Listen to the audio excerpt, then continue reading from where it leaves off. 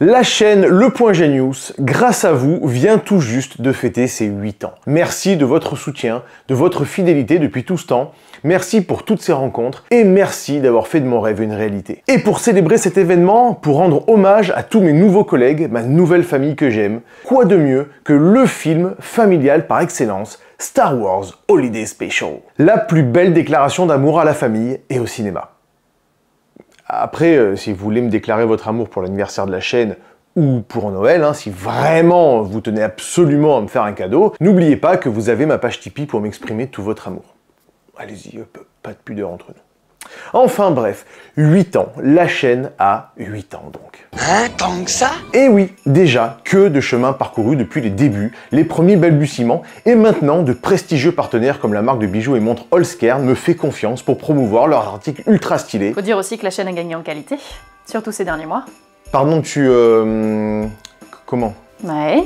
Qui es-tu? Est-ce que t'es un ange? Ce sont les plus belles créatures de tout l'univers. Ah oui, voilà, c'est ça, c'est toi qui t'occupes du montage maintenant. Ah bah oui, Holzkern te fait confiance. Faut assurer maintenant niveau quali. Donc je prends les choses en main. Montage, réalisation... Et quoi? Et je sais pas, t'as pas fini ta phrase.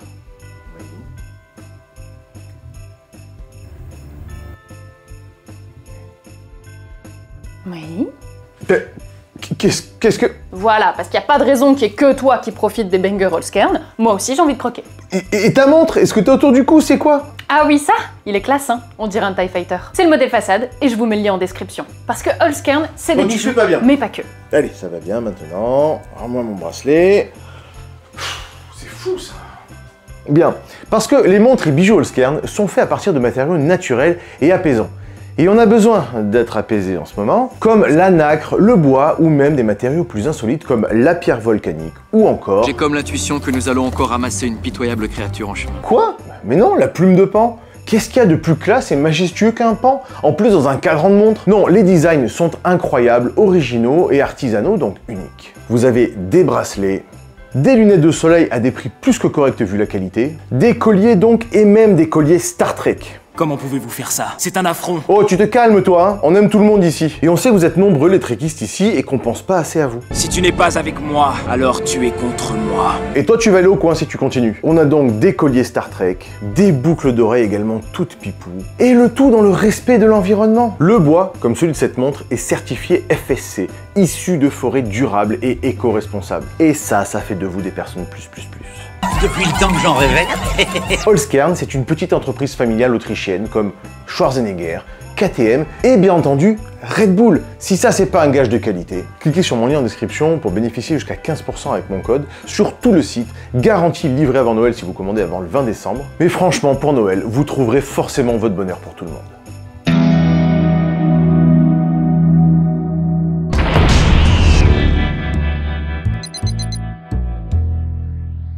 Autant de la guerre des étoiles, Star Wars Holiday Special, dans la langue de Rian Johnson, production des plus cultes s'il en est, même si au final, assez peu de monde a pu en profiter, tant ce téléfilm a reçu un accueil plus que mitigé à sa sortie. Et pourtant, il ne manque pas de qualité incroyable, d'idées de mise en scène, on sent que le réalisateur a tout compris à Star Wars. Attends, on dirait la promo de certains youtubeurs pour Star Wars 8. Non. Mais alors déjà, c'est quoi un Holiday Special? Forcément, chez nous, c'est pas une tradition très connue, d'où le renommage en Autant de la guerre des étoiles. Mais la tradition des Holiday Special outre Kevin ne date pas d'hier. Puisque les Américains ont Halloween, Thanksgiving et Noël et tout ça en quelques semaines, et ce, dès les années 20, nos amis hamburgers commencent à célébrer cette période des fêtes de fin d'année déjà à la radio. Les radios diffusant de simples lectures de contes de Noël au début, puis des concerts de chorale, et ce genre de programme a très rapidement conquis les auditeurs. Dans les années 50, c'est la télé qui débarque dans les foyers, et naturellement les émissions de l'époque comme Bing Crosby ou les émissions de variété d'Andy Williams ou de Perry Como ont pris le relais de la radio et ont commencé à proposer ce genre de programme aussi. C'était l'occasion de sortir un petit peu des programmes habituels et de s'amuser comme si on était en famille avec les stars du moment. La famille, c'est vraiment le maître mot de ce genre d'émission. Dans les années 70, les Holiday Specials sont devenus une véritable institution et tout le monde s'y est mis. Toutes les plus grosses franchises veulent leur épisode de Noël, séries télé ou émissions de variété. Dean Martin était un crooner très apprécié pour son charme très en phase avec l'esprit de Noël. Bon, bah lui, il va me prendre la tête. Et c'est ainsi que chaque année, il présentait un spécial de Noël avec des performances musicales, des invités et comme bien entendu son pote Frank Sinatra. Ça fait plusieurs fois que je le croise. T'es toujours sur mon chemin, tu veux quoi? Mais aussi des sketchs, le tout dans un décor encore une fois très familial. Bing Crosby, bien entendu Bob Hope, les Muppets, tous avaient le droit à leur épisode spécial au coin du feu pour raconter des histoires touchantes de famille et d'amitié. Ce n'est donc pas aberrant que Star Wars, qui reste à la base un film pour enfants, on est en 1978, et seul Un Nouvel Espoir est sorti, surfe sur cette mode qui perdure encore aujourd'hui. Par contre, problème un peu quand même, les Holiday Special, c'est vraiment centré sur la famille et le côté cocooning au coin du feu. Donc pas du tout Star Wars en fait. On voit mal le Luke apporter un cadeau à son papounet de dictateur. Mais les Holiday Special aux États-Unis, c'est pas que Noël, c'est aussi Thanksgiving, comme l'épisode de Snoopy, les Peanuts et Charlie Brown, pour Thanksgiving en 1973. Et c'est dans cette tradition que nous avons tous vu apparaître sous nos longitudes, nous les gars de mon âge, ce qui a commencé à nous marquer dans les années 80, comme le conte de Noël Mickey et ses amis, mais aussi un peu plus tard, les séries AB, qui, par un tour de passe-passe scénaristique des plus honteux, font tous partie du même univers. Justine de Premier Baiser et la sœur d'Hélène et les garçons, et les nièces de Framboisier dans le trou noir de la honte qu'est Salut les musclés. Et tous cousins avec Lola du Miel et les abeilles, elle-même nièce de Claire dans Les filles d'à côté. Alors, on est cousins? Antoine, dans mes bras. Framboisier, mon cousin. Je vous présente ma nièce Dorothée. Non, aujourd'hui, on ne parle que de prod à très fort potentiel qualitatif. L'occasion donc de réunir tout ce beau monde dans des décors en carton pour chanter des chansons de Noël en 1994. Oh là là, non, j'ai loupé ça. Quelle tristesse mêlée de déception. Que ce Noël soit celui de l'amour. Bah vous inquiétez pas, c'est dispo sur YouTube, je vous mets le lien en description, si jamais vous avez 3 heures de vide. Enfin, faites votre testament intellectuel quand même avant de le lancer, après, plus rien ne sera pareil. Et c'est aussi pour ça que je voulais faire cette vidéo. Je rêverais de faire un épisode spécial façon AB avec tous mes collègues, qui sont vraiment, plus que des collègues, vraiment, mais ma famille. J'ai aucun ami. J'ai une famille. Bon, à part un, lui c'est vraiment juste un collègue. Mais bon, le temps, l'argent, la distance, c'est un peu chaud. Donc, en attendant, pour leur dire à quel point je les aime, vous avez cette vidéo. Les séries plus récentes s'y sont mises, bien entendu. Quand les Simpsons, quand South Park, avec le absolument dégueulasse Monsieur Hanky. Je comprends vraiment pas ce qu'ils ont voulu faire avec cette merde. Oui, bah cette merde, littéralement. La voix, le concept, tout, même dans les années 2000, non, je comprends pas. Et comment ne pas le citer incontournable, épisode spécial Noël de Doctor Who. Je vous renvoie vers les liens du Tropper, si vous en êtes encore à vous demander si oui, si non, vous devez sauter le pas de Doctor Who, par quoi commencer, tout ça. Spoiler alert, oui, il faut s'y mettre. Rien que pour les épisodes de Noël, déjà, pépite. La série Glee s'y est mise aussi, mais également des films comme Les Gardiens de la Galaxie en 2022, qui ont également sorti leur petit truc plutôt pas mal, bon, ça se mange comme du petit lait de poule. Mais la palme du troll ultime revient quand même au Lego Star Wars Holiday Special sur Disney+ en 2020. Oser ressortir un Star Wars estampillé Holiday Special, peu importe la version et le niveau d'autodérision, on va pas se mentir, c'est couillu. Parce qu'au final, Star Wars Holiday Special, qu'est-ce que c'est? C'est un téléfilm, un film directement produit pour la télé, commencez pas à faire vos bourrins. Oui, mais PH, pour Retour à le futur, t'as dit que... Non, film produit pour la télévision, donc littéralement un téléfilm. Produit par la 20th Century Fox, le truc qu'on voyait à l'époque quand on lançait encore un Star Wars digne de ce nom, pour la chaîne CBS en 1978, un an après la sortie de l'épisode 4, et en pleine production de l'Empire contre-attaque. Et sans que George Lucas ne foute son nez dedans. Surprise! Et donc là, Jojo il découvre ça de manière un peu subrogative un beau matin de Thanksgiving. Ouais, c'est pas un film de Noël, c'est un film de Thanksgiving, la fête familiale par excellence aux US. Par contre, chez nous, oui, Star Wars Holiday Special, traduit sous le nom de Autant de la Guerre des Étoiles donc, a été diffusé le 1er janvier 1980. Ouais, un an pour se rendre compte du génie du truc et se battre pour pouvoir le faire découvrir au monde entier de la France. Et donc, bien pour les vacances de Noël chez nous, parce que Thanksgiving... Bref, Jojo, Thanksgiving, Star Wars Holiday Special. Et là, faut comprendre sa stupeur. Si vous voulez, c'est un peu comme si vos parents vous annonçaient d'un coup que vous étiez désormais l'heureux possesseur d'un petit frère que vous avez jamais demandé, mais qu'en plus, le petit frère, c'est 12 par sec. Parce que ouais, quitte à avoir un petit frère, bon, ça aurait été sympa d'avoir genre un Robin ou un Marcus Burnett. Un gars forcément moins bien que vous, mais qui sait envoyer le pâté quand c'est nécessaire. Mais là non, vous vous retrouvez avec ça. Donc là, Jojo, il veut annuler le projet. Comme toi avec ton petit frère, si c'était 12 par sec. Il fait interdire toute rediffusion à la télé, même si heureusement, donc on a quand même pu le voir chez nous. Donc bon, autant dire qu'on va pas partir sur de la réédition Blu-ray Collector HD 4K Full IMAX avec réétalonnage et scènes additionnelles de toute beauté. Là, c'est de la copie pirate, version magnétoscope qui bave. J'ai quand même essayé de trouver la version la moins pourrie de toutes, une version vaguement restaurée HD pour l'image, et la VF remontée par-dessus. Mais ça pique quand même les yeux. Après, si vous êtes habitué aux vidéos de Vous avez le droit ou d'Archéo Fennec, la qualité devrait pas vous choquer. Mais franchement, vu le génie incompris du truc, ça vaut vraiment le coup de se taper du Secam 4/3 un peu daté. C'est comme Gontran H, on voit bien que le truc est plus du tout frais, mais derrière le vernis craquelé et la petite odeur de musée se cache une véritable pépite. Le film commence par une scène copier-coller du seul film produit à ce moment-là, donc Star Wars, ou Un Nouvel Espoir dans la nouvelle numérotation. Les mecs se sont pas emmerdés, ils ont pris le plan direct, comme ça, de la fuite de Tatooine, mais sans Luke et Obi-Wan. Il se murmure que Sir Alec Guinness était vraiment très peiné, double peiné même, de ne pas avoir participé à ce chef-d'œuvre suite à la mort de son personnage. Il aurait déclaré en interview à propos de Star Wars Holiday Special « Fuck off your little cocksucker son of a bitch ». Oh là là là là là là, quel dommage. Han, avec la voix de toujours Francis Lax, Je sais, la famille t'attend. Et Chewbacca sont dans un décor de cosplay fanart de l'école de deuxième chance pour handicapés mentaux du Faucon Millennium et se dirigent vers Kashyyyk, la planète des Wookiees, elle ne s'appelle pas encore Kashyyyk à ce moment-là, pour la journée de la vie qui est donc l'équivalent chez nous de Thanksgiving. Enfin, chez nous, chez les hamburgers, mais chez nous sur Terre, chez nous dans notre réalité quoi. Oh ça va, de toute façon Star Wars c'est nul, il n'y a pas de sang dans l'espace, et Rian Johnson a vraiment tout compris l'univers. Dans la bonne tradition des téléfilms familiaux où on se sent vraiment proche des personnages, on présente Mark Hamill dans le rôle de Luke Skywalker. Même lui a l'air surpris d'être là. Alec Guinness d'ailleurs n'est pas le seul à être absent de ce film, puisque chez nous, ce n'est pas Dominique Collignon-Morin qui double Luke cette fois-ci, Tant que ça. mais Marc François, donc avec la voix de Shiryu. Il n'est pas encore arrivé, c'est ça, Carrie Fisher. Avec la voix de la légendaire Claude Chantal McGonagall. Ouais, Evelyn Selena, qui lui prête sa voix dans les épisodes 4, 5, 6, était trop occupée avec Sweelette dans Dallas. Une petite série familiale totalement Holiday Special friendly qui débute tout juste en 1978. On peut pas être partout, c'est dommage. Et la princesse Leia. L'inusable Anthony Daniels reprend son rôle de 6PO. Et Jacques Ferrière, avec la voix de Monsieur Patate, remplace, là encore, la légende Roger Carrel dans la VF du droïde. Visiblement, Francis Lax a pas eu le mémo comme quoi fallait pas venir. Et Kenny Baker, qui donne vie au petit droïde poubelle, qui va cordialement aller se faire foutre. D2R2 incarne un D2R2 plus vrai que nature. Ah, c'est un maudit petit teigneux de nain. C'est teigneux un nain.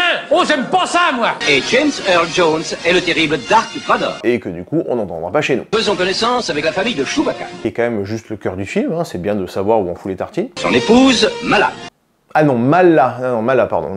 Non, j'ai cru que c'était Valentine de Sciences de Comptoir. Ah pardon, des jumelles. Son frère, Obi. Ichi. Non, pardon, là encore, je veux bien que la physionomisterie ce soit pas mon principal atout, mais il y a quand même clairement confusion avec Obi-Wan, quoi. Et son fils, Lumpy. Qui, non, lui ressemble à personne. Quoique maintenant que vous le dites, Archéo Fennec, après 6 ou 7 pintes, il y a débat. Quelle drôle de famille. Il y a aussi Béatrice Harper, la nounou de Dewey dans Malcolm avec la voix de Paul Emmanuel. Ouais, je vais taper tout le générique. Oui, je sais, c'est chiant, mais ils se sont cassés le trognon à le faire, donc un peu de respect pour les artistes. Bon, lui, il va me prendre la tête. Et les illustres inconnus, certainement des stars outre-océan ou connus chez nous en 1980, mais totalement inconnus au bataillon actuellement, complètent ce casting de rêve comme Art Carney, un grand acteur des années 40-80, enfin un grand je sais pas, vu qu'il se retrouve dans cette merde... Bref, Art Carney avec la voix de Claude Nico, les Jefferson Starships, un groupe de rock des années 70-80 ultra connu, un jeudi après-midi de février 76, dans leur quartier, qui comporte plus de membres que de morceaux dans leur discographie. L'immense Harvey Korman, président dans la course aux jouets, dont on fera certainement un génie incompris l'année prochaine, peut-être, et qui a la particularité d'être doublé en français non pas par 1, non pas par 2, non pas par 4, mais par 3 comédiens. Roland Ménard, Steve McGarrett, non pas le nouveau, l'ancien, celui des années 60, la grande Perrette Pradier, dont on a déjà parlé sur cette chaîne, Lois Lane, Faye Dunaway, Jacqueline Bisset, et George Atlas, l'oncle Phil, jusqu'en 1993, et voilà, c'est fini. Et si, les toutes premières images du plus grand chasseur de primes de tous les temps, que les gamins de l'époque ne sont pas prêts à la série qui les attendra 40 ans plus tard, Boba Fett. Bien, on se retrouve donc sur Kashyyyk, ou Kashyyyk, hein, vous avez bien compris que ça n'avait pas encore été renommé, bon, on va dire Kashyyyk à partir de maintenant. Et on se retrouve donc chez la famille du Chewbacca, la famille Baka, dans un magnifique concept art, probablement parce que pas le budget pour faire de vraies maquettes. Je crois que c'est le même chef décorateur que pour la salle du trône de Snoke ou chez Astrono Geek. Non mais quel DA, c'est magnifique! Le frangin Ichi semble réparer une maquette de X-Wing quand débarque le tout pipou Lumpy. L'intérieur est cosy et Mala dispose de tout le confort moderne disponible chez Wookieekea en 1978. Mala demande à Lumpy de venir lui filer un coup de patte. Ouais, par contre, tout le film est en ancien Wookiee non sous-titré, c'est un peu chaud à suivre des fois. Mais Lumpy veut moyennement et se cache derrière son oncle. La place de la femme, c'est à la cuisine! Mais finalement, Lumpy va aider sa mère pas vraiment motivée. Il sort alors faire le con sur la rambarde au-dessus du vide, dans le décor en dessin, et là, Mala se dit que Chewbacca lui manquant un peu, elle se taperait bien son frère. Ils doivent habiter dans le nord de Kashyyyk, probablement. Et c'est là où on voit quand même que c'est une époque où on prenait encore soin de soigner les dialogues. Ichi sort une cassette audio qui s'emmerde même pas à ressembler à autre chose qu'à une cassette audio, parce que c'est tout le génie du film. On est tellement dans cette ambiance Star Wars, tout est tellement beau, travaillé et cohérent, qu'on peut sortir un best-of des Bee Gees comme ça, en toute détente, sans que personne ne soit choqué. Et il se lance une partie de... Oh bordel de merde. Oh bordel de merde. Lumpy est fasciné par le petit spectacle qui chez nous rendrait milliardaire n'importe quel psy pour enfants si on leur passait ça pendant les fêtes. Mais sa mère le rappelle vite à l'ordre, hein, il faut sécher la vaisselle. Mala se fout alors sur le Minitel pour consulter les horaires d'arrivée du Faucon Millenium. Et finalement, en désespoir de cause, ils se disent qu'ils vont appeler Luke pour prendre un peu des nouvelles. On est chez Chewbacca? Vous lui demandez de se mettre devant l'écran, je voudrais lui parler. Demande Luke avec la voix de Ted Striker. Bah, je pense que c'est un peu pour ça qu'ils appellent en vrai. Alors oui, si Luke a une tête de drogué, c'est parce que Mark Hamill avait eu un accident de voiture juste avant. On le voit d'ailleurs dans l'Empire contre-attaque, hein, après s'être fait attaquer par le Wampa, d'où le maquillage à outrance pour masquer le désastre. Ce qui explique aussi le manque d'expression. Il était juste paralysé de la face. Comment? La coupe de cheveux de Matador s'il avait encore des cheveux? Ça, j'ai pas d'explication. Luke était en train de bricoler, mais ça se passe pas ouf, visiblement, et il remet la faute sur R2, hein, comme une petite pupute. Oh là, on met les deux! Mais qu'est-ce que tu fais? Histoire de détourner l'attention sur sa médiocrité latente, Luke part alors dans un monologue qui va en 30 secondes de la panique la plus totale. Il devrait déjà être là où il s'est passé quelque chose. À la phrase rassurante basée sur des informations qu'il n'a pas. Calmez-vous, voyons. Jusqu'au petit message rassurant à la fin. Fais-lui la surprise. Et finalement, retourne à son bricolage et qui se met à fumer qu'on dirait Pastouille quand elle fait à bouffer. Ou quand elle tire 2 tractions. Et les deux Wookiees repartent tristes. Ils tentent de se reconnecter au Faucon, mais tombent sur le magasin de Sondan avec la voix de Boss Hogg. Un garde impérial. Un garde impérial? Un garde impérial. Ce père a cherché un truc sur les 2 étagères et demie du magasin, et le gars lui fait la tchatch quand il reçoit un coup de fil de Mala. Il parle en code. Vous voudriez savoir quel jour je vais livrer ce tapis à l'entoile dans votre maison? Il a été fabriqué spécialement par une très vieille femme à 4 planètes d'ici. A priori, peut-être pour parler de Chewbacca, qui serait donc à 4 planètes d'ici, c'est ça? Peut-être. Enfin, comment lui le sait? Qui est cette personne? On n'en sait rien, mais il passe rapidement sur l'explication d'une broche Camoulox miracle pour la filer au sbire impérial. Brosse rasoir, il enlève les taches sur les vêtements, les visages et tout le reste. Il lave les dents, permet de se faire les ongles, nettoie les yeux, perce les oreilles, calcule les modulations du système nerveux... Bon, finalement, on se retrouve de nouveau sur Tatooine avec Dark Vador, qu'on dirait que les mecs ont copié une copie pirate en branchant 2 magnétoscopes ensemble, tellement l'image est encore plus sublime que le reste du film s'il était encore admis que cela fût possible, pour retrouver Han et Chewbacca, toujours empêtrés dans un énorme pâté à couette. Et on revient de nouveau chez les Baka. Mala allume alors la télé et tombe sur une sorte de Maïté qui va lui concocter une petite recette de rôti de Banta. Et tu sens que Mala, niveau cuisine, c'est un peu comme Astronico et l'humour. Le concept est connu, mais on les a jamais vus les deux dans la même pièce en même temps. Elle sait que ça existe, mais la maîtrise est pas vraiment là. C'est marrant parce que mon père a exactement le même seau marmite, sauf que lui c'est pour ramener le bois. Bon, en même temps, elle répond à la télé quand la cuisinière lui demande comment elle va. Donc... Comment allez-vous?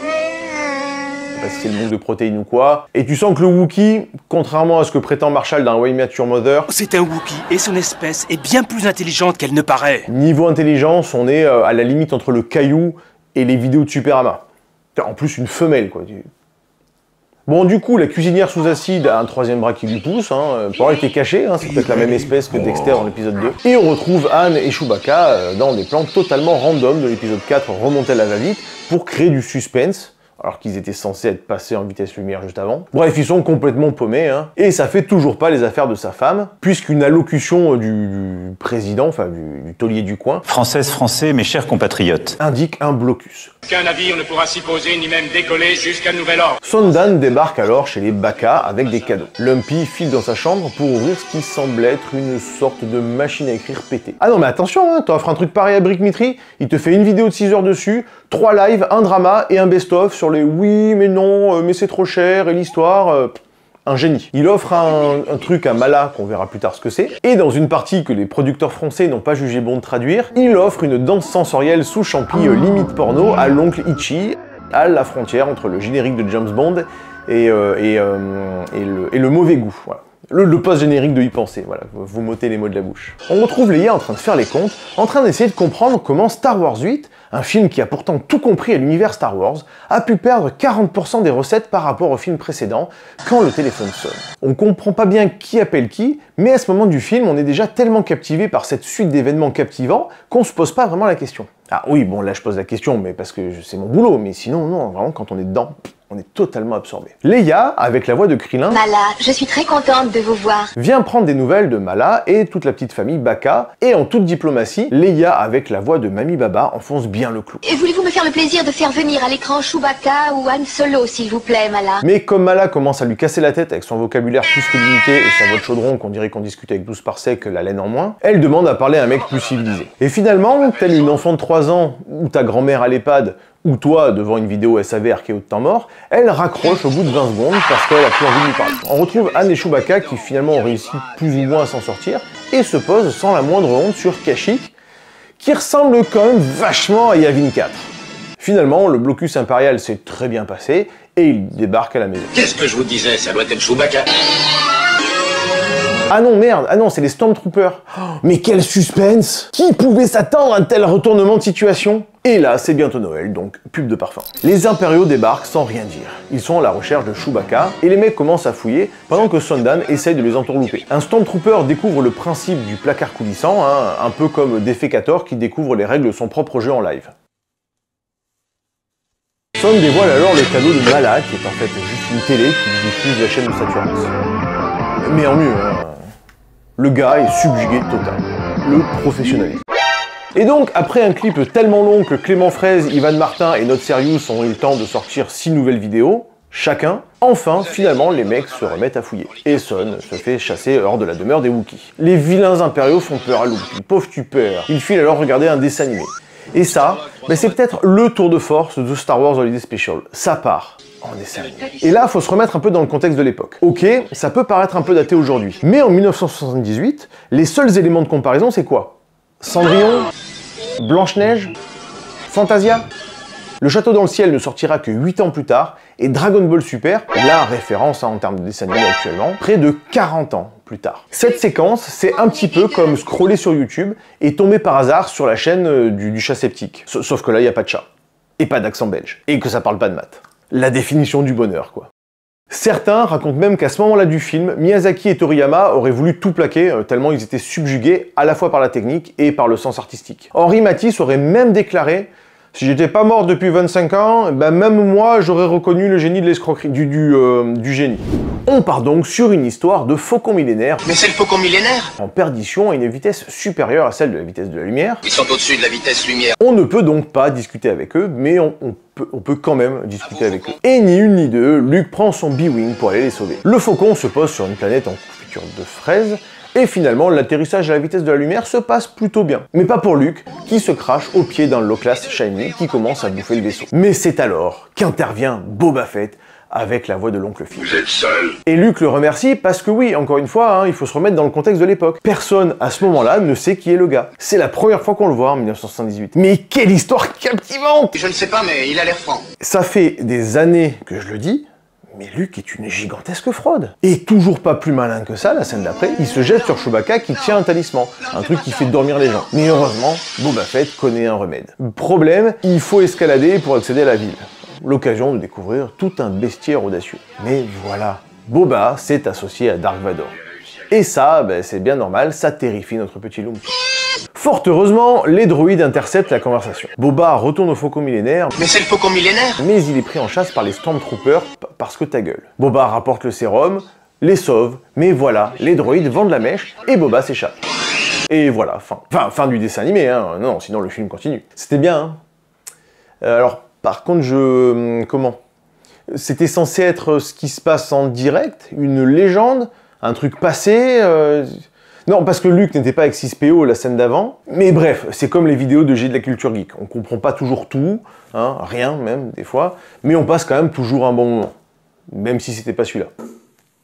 Pendant ce temps, les Stormtroopers transforment la chambre du pauvre petit Lumpy en la chambre de ma fille, décapitent sa peluche pour montrer à quel point ils sont en colère, et finalement redescendent. Lumpy retourne dans sa chambre et ne peut que constater l'étendue des dégâts. Il est trop triste pour sa peluche, et nous aussi, bordel, mais qui fait ça, quoi? Putain, mais c'est vraiment des monstres, quoi! Il envoie son doudou en convalescence, et se lance un petit tuto YouTube pour monter le transmetteur que Sundan lui avait apporté. Mais c'est globalement peu intéressant. C'est mal monté, mal réalisé, il y a des bugs, le présentateur avec la future voix de Yoda glitch par moment, et en gros ça explique quels outils utiliser pour ouvrir des trucs, comment les insérer, non.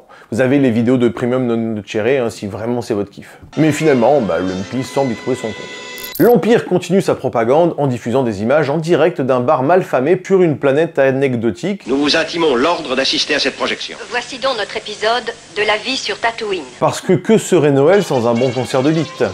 Oui, c'est le nom de cette espèce. Ok, donc pas du tout cringe, un mec avec la voix de Sherlock Holmes, Il est pas trop long avec Mena. Sherlock Holmes, qui boit par-dessus la tête, vient taper la conversation avec la taulière, avec la voix de Monet Pini. Ah bah voyons, c'est évident, on est là pour causer. Et ça, ça captive les Stormtroopers qui ont quand même vraiment pas grand-chose à glander de leur journée, hein. Ils doivent bosser pour la mairie de Paris. Enfin, tu sens qu'ils vont pas se fouler un ongle sous la charge, quoi. Vous avez pas des systèmes à terroriser, là, plutôt que de faire les plantons? Bon, du coup, l'Empire annonce sur Kashyyyk un couvre-feu sur Tatooine. Cette mesure prend effet immédiatement. L'occasion inespérée de lancer un petit concert et de recycler tous les masques qu'on a à peine vus dans le film de 1977.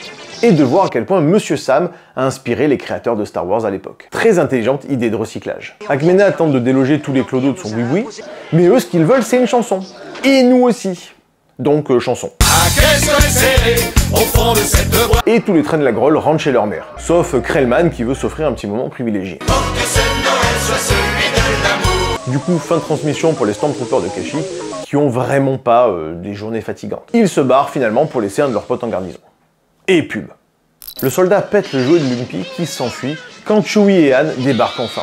Mais comme c'est une mission familiale, personne ne tire et le Stormy chute bêtement. Les Wookiees se retrouvent, Han se tire pour les laisser en famille, mais le calme est de courte durée. Parce que Son revient du diable vauvert, mais nouvelle interruption de l'Empire qui cherche son gars. Mais Sundan leur monte un char et ça part en messe de Min-Wookie. C'était un jeu de mots avec minuit, mais dans ma tête ça sonnait mieux. Ok. Tous nos amis se retrouvent ensemble dans une partie du film à laquelle nous n'avons pas eu droit chez nous, avec Leia qui chante Le jour de la vie. Tous les arcs narratifs sont aussitôt oubliés grâce à cette puissance lyrique. Han et Luke se disent qu'il lui foutrait quand même bien leur nez dans ses poils. Et on reprend la musique de Mon mariage. La musique de l'épisode 4, quoi, avec quelques images volées de leurs incroyables aventures passées. Et rien que pour ce passage, une émoustouflance rare pour tout ce film, pour ce plan de fin sur Chewbacca.